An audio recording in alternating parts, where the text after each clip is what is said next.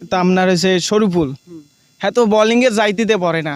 Bowling এ জাতেই পড়ে না, না, পড়ে তাহলে হয় কোন জাতে পড়ে বলে আপনি মনে তো করেন? যে মনে করেন হাডু ভাঙ্গা এগুলা যাইতে পারে, হ্যাঁ। তাহলে হাতরু ভাঙ্গা জাত বলতে প্রতিবন্ধীর ক্ষেত্রে পড়ে। প্রতিবন্ধীর ক্ষেত্রে পড়ে। যেমন মোস্তাফিজুর কত সুন্দর বোলিং, কত সুন্দর খেলতেছে, কত সুন্দর উইকেট নিতেছে, কত কম রান দিতেছে, এইভাবে করে খেলতে যদি বোলিং লাইনটা যদি ভালো হইতো বা ব্যাটিং লাইনটা একটু ভালো হইতো তাও তো হইতো। ব্যাটিং লাইনও ভালো নাই, বোলিং লাইন খালি মোস্তাফিজুর আর তাসকিন আর কি। বোলিং মাহমুদুল্লাহ রিয়াদ তো ভালো করতেছে, তাও মনে করবেন টিমটা ব্যাটিংটা একদম তো নেলুয়া হয়ে গেছে গা।